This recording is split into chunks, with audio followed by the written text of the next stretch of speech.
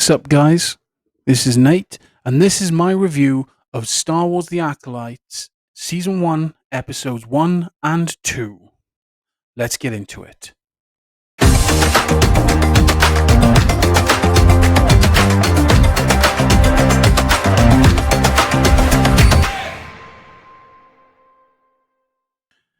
We open above a planet of unknown name with a blue text instead of a traditional yellow text crawl, which is what we've always seen in Star Wars. Apparently, this is a time of peace in the galaxy, but only one assassin in the entire galaxy wants to break that peace. And the camera slowly pans down to this unknown planet, and we follow an unknown woman into an unknown town, into an unknown bar. She's looking for a Jedi. And not just any Jedi, this specific Jedi. She calls her out by name and challenges this Jedi to a fight, ordering her to come at her bro, basically. And I don't know what kind of moron waltzes up to a Jedi and challenges them to a fight and expects them to fight. These are, after all, peaceful monks. But through her actions of randomly attacking everyone in the bar, she manages to get this Jedi to fight her. And this fight is slow, it is ponderous. The moves they're using are some form of BS Aikido that even Steven Seagal would be embarrassed to use. The Jedi Knight here is played by the actress who played Trinity in The Matrix. You assume they have some martial arts background, or at least knows enough choreography that this won't be an issue. But this just seems so ponderously slow. And Jedis are known for their ridiculous speed. They're able to intercept blaster bolts moving so fast that normal people can't. So she is effectively losing this fight against the Jedi and pulls some stabbing knives. And with a stabbing knife, the best thing to do with a stabbing knife is to stab with it. This highly trained supposed assassin immediately moves to cut. Immediately. Cutting and slashing at the Jedi instead of using the stab, which is what the stabbing knife is for. She gets some distance between herself and the Jedi, which would be smart if this wasn't a Jedi. All you've done is open the range and allow the Jedi more access to use the Force and more time in which to do so. It's a flawed plan here. But then the Jedi decides, instead of using the Force, to just fly up to the second tier of the bar, where this woman has escaped to, and engage in more hand-to-hand combat a la Crouching Tiger, Hidden Dragon. And the Jedi absolutely dominates here, which is what she's supposed to do. And the Jedi, as she's engaging, finally calls this attack in. You'd think if someone's attacking you immediately, you'd get on your radio and be like, okay, I'm under attack, I'm at this location, come give me some backup support. No, she waits to this point in the fight to do so. And during the course of the battle, she knocks this assassin off the second tier, and just as she's about to hit the ground, the Jedi immediately stops her in mid-fall. So my immediate question is, on seeing this, why didn't Vader use that to stop Luke from falling in Empire? Why didn't he stop his son from falling down that chasm, bring him back up and capture him? When you start introducing these sorts of powers, you have to figure out what you're damaging, what came before and what comes after. You got to really think about this. And it doesn't seem like this was thought about at all.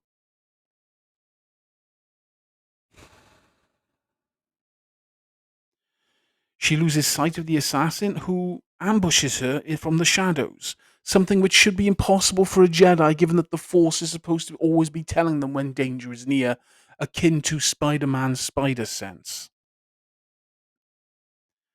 And somehow this close quarters battle, this girl who's been getting her butt handed to her for this entire fight is suddenly putting the Jedi in physical peril. This is as bad as a level 1 boss fight. There's no point, and at no point is she ever aiming to hit the Jedi with the blade she's using. You can see her clearly aiming away or to the intercepting hand instead of at the body point she's supposed to be hitting. And as the Jedi overwhelms her again and captures her, she pulls the mask off. There's no emotion here. There's no, like, oh, it's you. She pulls the mask off. She's like, you? Like, there's no emotion here. And I know this woman can act. I've seen her act. But she's just absolutely not using it here. And at this point, now she decides to use her saber. With this assassin clearly stating a Jedi doesn't pull their weapon unless they're prepared to kill.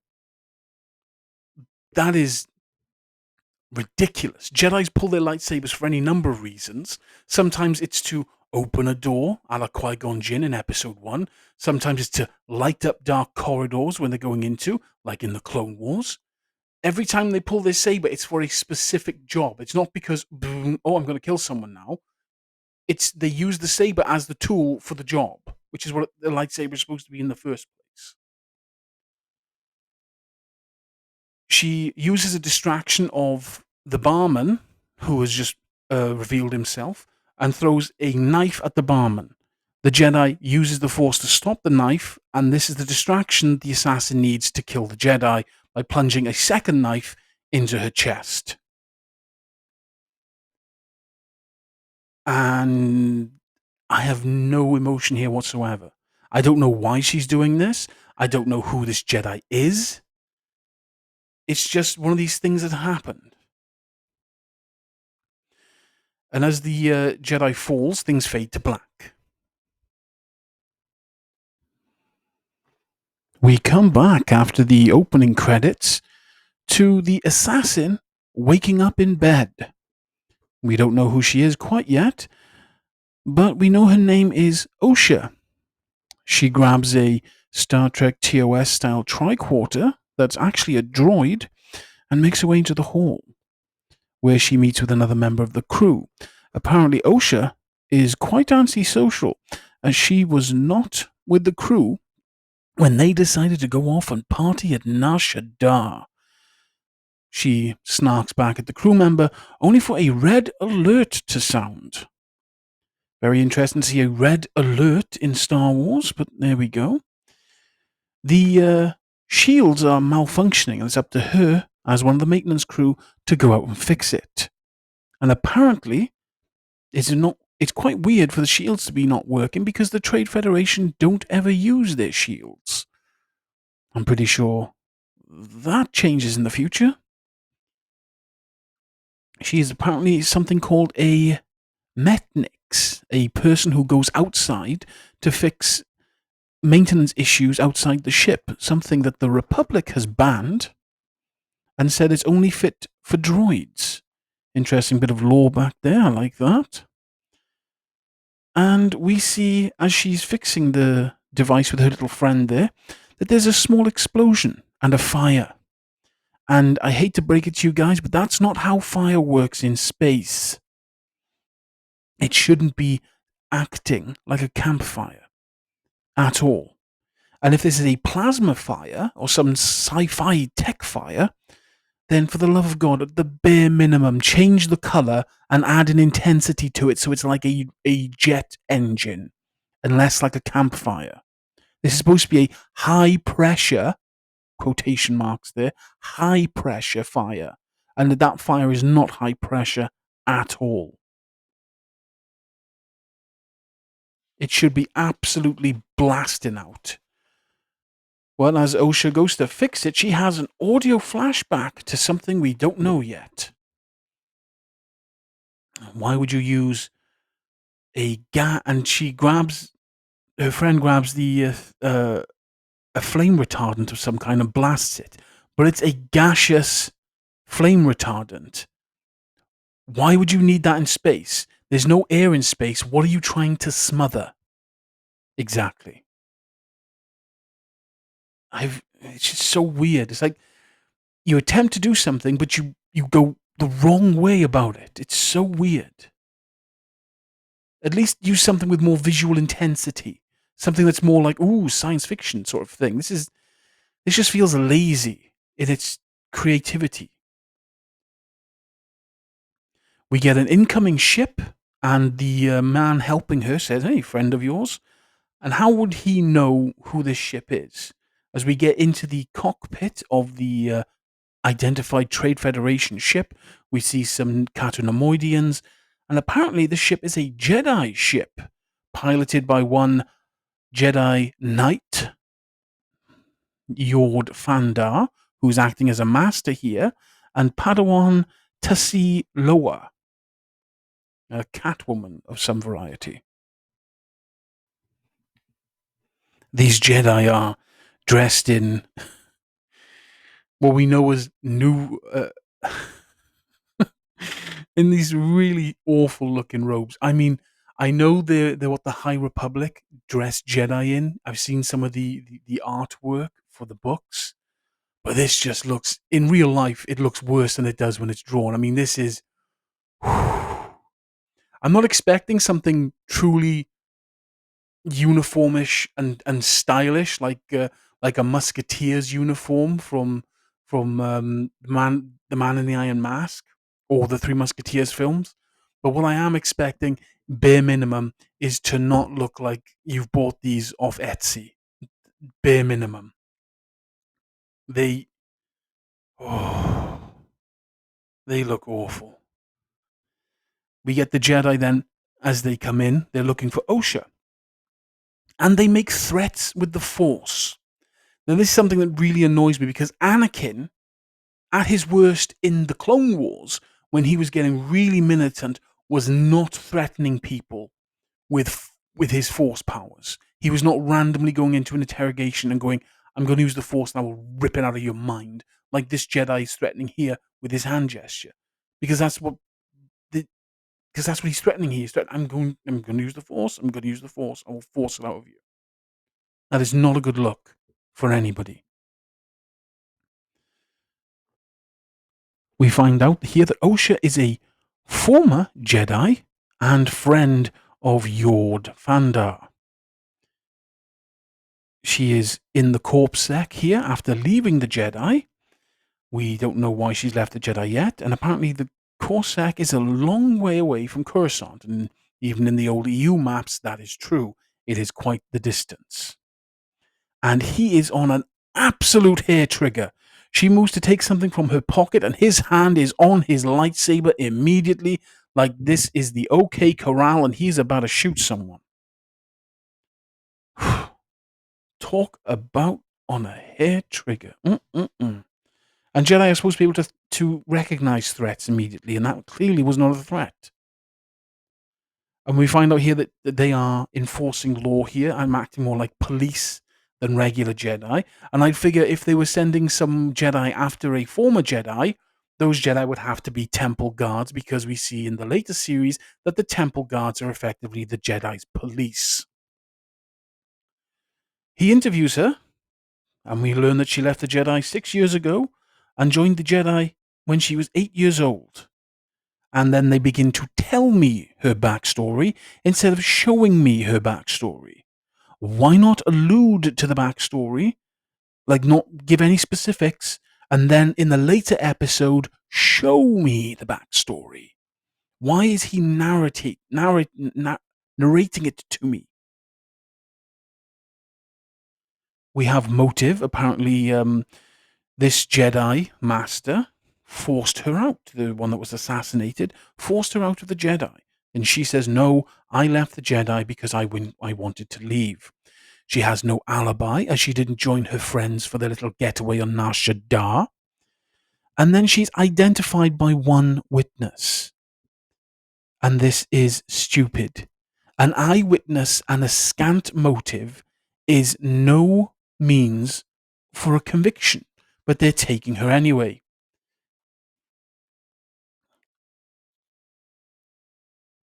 This is a very slapshot investigation. I mean, this isn't even like if this was a Poirot episode or an episode of Sherlock Holmes, this isn't even the point where they would begin to take her into jail to do anything. This is the point when they should be interviewing everyone around them, interviewing people in the bar, seeing how this assassin got to and from the planet.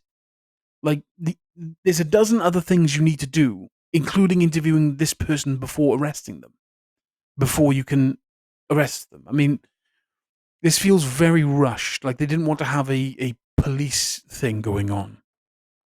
We shift to the Jedi Temple in Coruscant in a meditation class, and one kid cannot close his eyes when the teacher says, "Everyone close your eyes," which this poor kid, I mean, really, as he's walking them through meditation and bringing them into the great ocean that is the Force, they are interrupted by a green Jedi named Master Venestra. And we find out this gentleman's name is Master Sol, and he was friends with Master Indara, who was the one assassinated. Interesting plot twist here is that Master Sol was Osha's master. The Green Jedi, Venestra, tells him they have the suspect in custody and that Sol is attached to her because he was her former master. And the evidence against her is strong, and it's really not. It's really not strong at all. They have maybe half a motive and then one eyewitness. They have no DNA and no other witnesses. We learn here that Osha is from a planet called Brandok, and the Jedi have political enemies who will surely use this as a weapon against them in the political sphere. And okay, I can see some of that, but this chick was assassinated, and you don't have proof that it was actually this girl. You have basically nothing, and you're trying to convict this poor girl. Osha gets taken to a prison ship. It happened a bit earlier, but I'm bringing it up here. That is completely run by droids. Why? We see in the Star Wars series that droids are incredibly fallible, and that they are subduing prisoners with drugs, and we have prisoners that are too stupid to actually be effective criminals. They have a cyborg. They have a cyborg, and they don't take into account that this cyborg can hack robots. This is a gigantic security breach, almost as much as having an alien that can shoot a tentacle what looks like 20 feet in one direction and hit the droids that are guarding them. And there's no force field, and this one is not put in any form of physical restraint to stop that from happening. The autopilot here is hacked, and immediately, instead of setting off every security system on the ship, the doors open. And the escape pods, instead of being secured in such an eventuality, open automatically as well.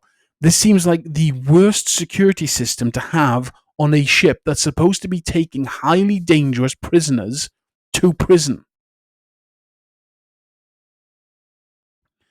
The autopilot, having been hacked, drops the ship out of hyperspace in the middle of an asteroid field. And the prisoners begin to immediately make their escape, leaving Osha behind as she refused to go along with their plot to escape. This ship is supposed to be a prison transport. So I would imagine, as I'm sure with every one of you who watch this, that they would have secured all of the weapons and all of the equipment that every prisoner had when they were brought on board. And you would be completely wrong, as one impact from one of the asteroids causes an entire cabinet to pop open and all of the contents to go splaying all over the hall and the corridors. And it just so happens that one of the pieces of equipment that was in that was her TOS style tricorder droid. That's also a multi tool. She manages to secure the tool without using any of the Force for some reason, even though she's a former Jedi, and gets out.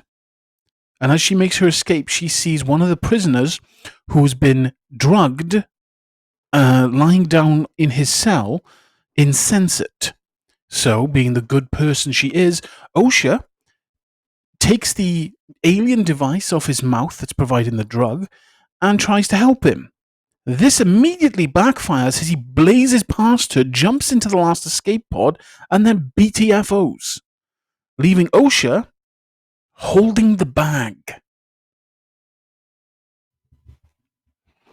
So Osha here is now trapped on a ship that is now tumbling towards an atmosphere on a vehicle that has the aerodynamics of a brick. She runs into the cockpit trying to do something. I don't know what she's thinking she's going to do, but then she straps herself into one of the seats and braces for impact.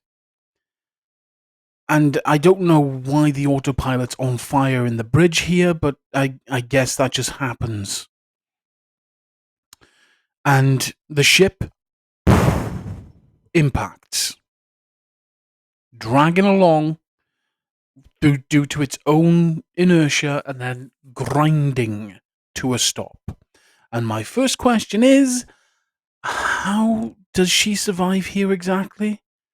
There is no bracing here. There's no using the shields to take the brunt of the first impact and using the inertia dampeners to take the brunt of the second impact as the shield break. No. This is just crash, bang, wallop. She somehow lives. So weird. We cut back to Coruscant and Master Sol, who has a picture of Osha in his pocket on a hollow device, and it's a little bit creepy stalker-ish having that there.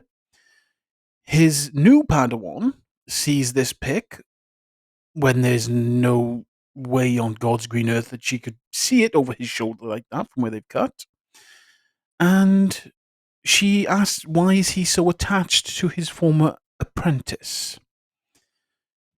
And he imparts a good lesson on her that people are about attachments and learning from your own history. Okay, that's fine.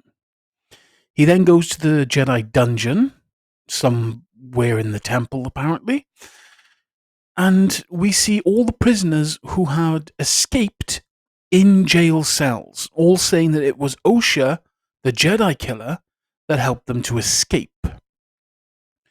First question. Corpsec is a long way from Coruscant. How did they get here that quickly? How did they manage to round them all up? And why in the name of God are they in the Jedi Temple?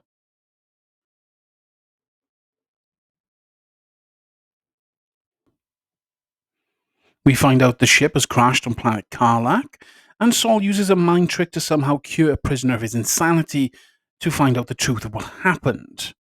And Venestra is somehow obsessed with bringing Osha in and finding her guilty, as if she's absolutely railroading this former Jedi. She says they sent out probe droids to find them, but we find no evidence of probe droids on the planet.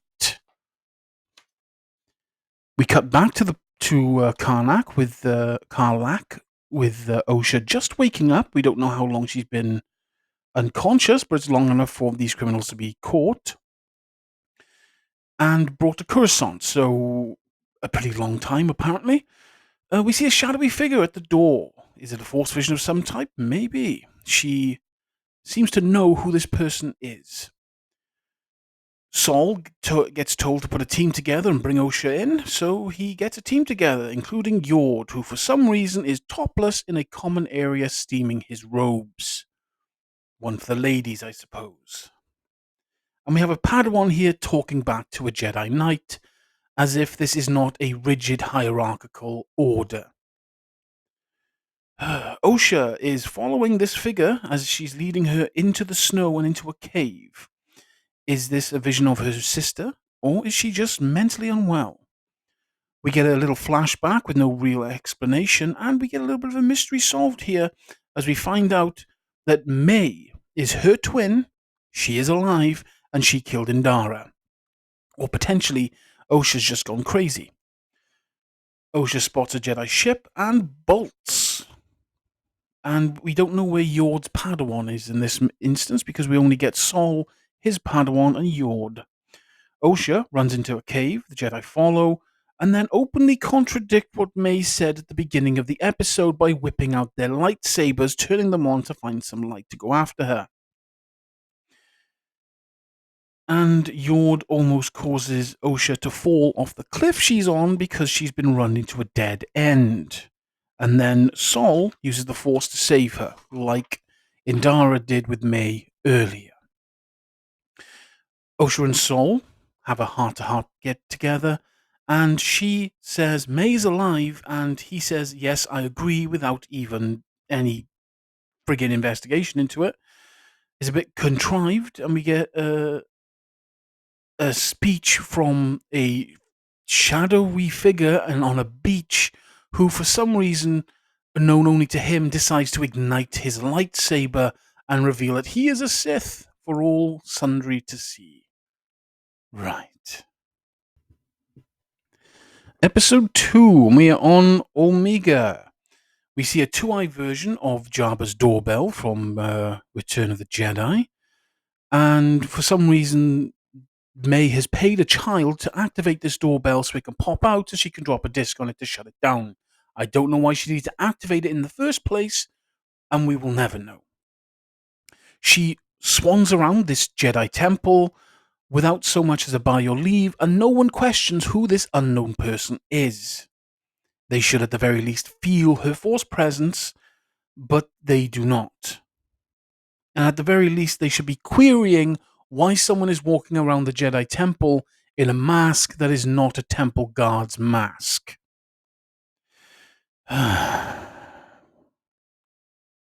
We see her go into a room with a floating Jedi, and she gives her same spiel as before and attacks the Jedi, only for her attacks to do nothing, as this Jedi is a floating ball of Force energy.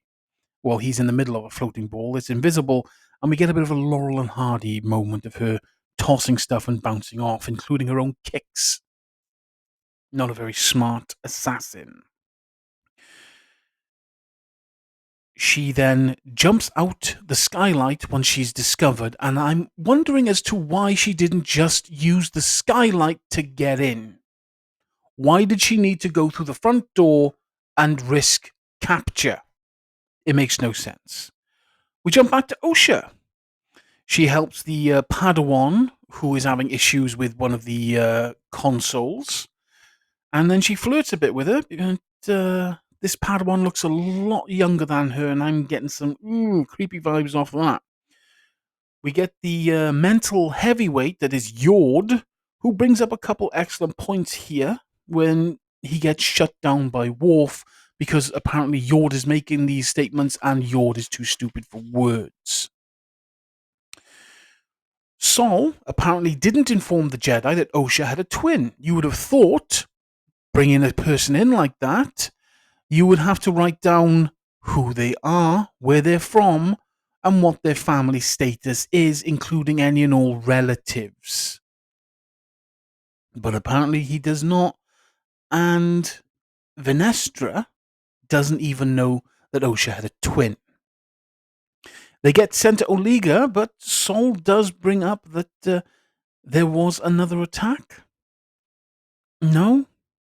Not going to say a word, just going to arrive. Cool. Nice. Apparently, May is working with a twink. And I'm really hoping that this twink isn't the Sith because he looks like a cut rate Ezra Miller from Wish. His name is Koima. And they're apparently attempting to make the Sith the good guys. As May is getting a poison from Koima to deal with this Jedi, this floater. He begins to wax poetic about the Jedi and their control of the galaxy. And as he finishes and she leaves, we go back to Osha. She is having some fun modifying her droid, and they talk about her tattoo and a little bit of Brandok and her past, her and Master Sol. Nice little interaction here. He gets a very paternal sort of feel from Sol as he's dealing with her. And then we get to May again, as she goes through the skylight this time like she should have done originally. Huzzah. And as she does so, Osha and her little band of misfits arrive to talk to the head of that Jedi outpost. And they are openly talking about an attack in public, in the open, against what Venestra wanted because she wanted it kept quiet. And there is a very, very large Jedi. And I'm thinking, if you're going to have a body positive Jedi, why not simply make this Jedi a Gamorrean? Because we've never seen a Gamorrean Jedi.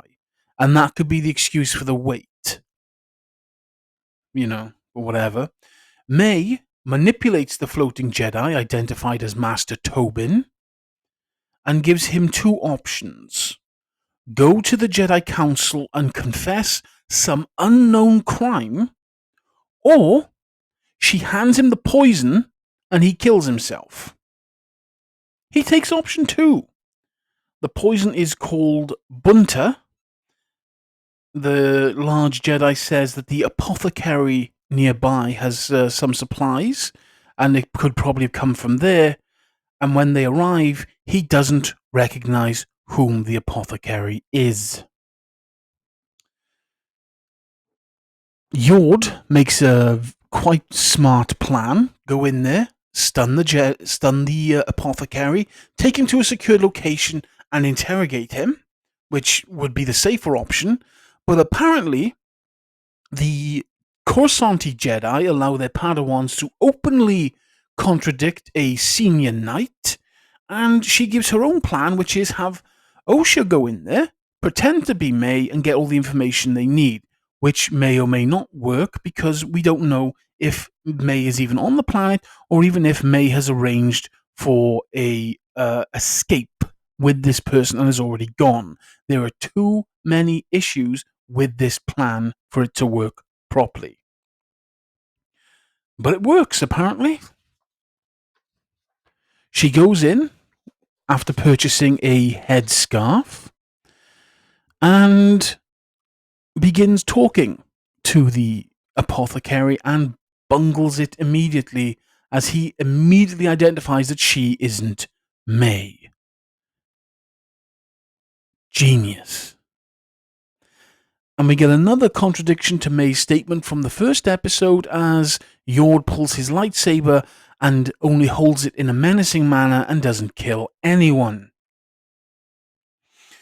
Huzzah. He admits to aiding in the murder of a Jedi and then only gets a slap on the wrist. The twink Sith assistant is supposedly clever, and Osha confronts Sol about the past and her wanting revenge and not justice, for which Sol berates her, saying that revenge isn't the Jedi way, and she says, well, she's no longer a Jedi. So huzzah.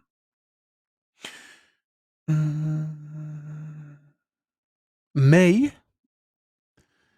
now has a third target in her sights, that being Jedi Master Sol, as he goes out to confront her and make himself her target, allowing the team enough time to actually capture her. A smart plan. I am genuinely surprised. So May attacks Saul after conversing with him a little, and he's handling her effectively. He is disarming her and completely takes away all of the obvious daggers she has on her, disarming her. And he's asking her who trained her in the Jedi arts, and whoever did so mistakenly. A similar sort of question of Qui-Gon in the first film, saying that Darth Maul had been trained well in the Jedi arts.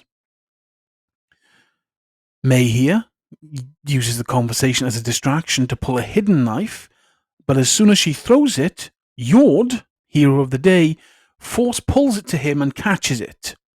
Now May knows she is completely surrounded. Saul has his lightsaber in his hand but not activated. Yord is there, and the ship is above her, asking her to surrender. She's completely cornered and backed into a corner here. So, with a bit of forethought, she uses the dusty ground to blow up a dust storm and escape, which shouldn't be possible if the Jedi are trained to be able to sense other Jedi. She shouldn't have been able to escape them at all. Ridiculous. As she's running away, she gets hit by a speeder, and when the driver goes to ask if she's okay, she steals his vehicle, only to be confronted by Osha. Osha and May share a look for a moment, but as Osha brings up the stun gun to blast at her, May escapes, and she looks like she's missing on purpose. And as the Jedi call in the information that Tobin is dead and the assassin May has escaped, they are ordered to return to Coruscant and have a long, meaningful discussion. Which blows my mind because you're in the middle of a murder investigation, you're in the middle of a chase, and the longer you talk on the holophone, or even go to Coruscant, the further away your quarry is getting. May doubles back and rendezvous with the Sith twink.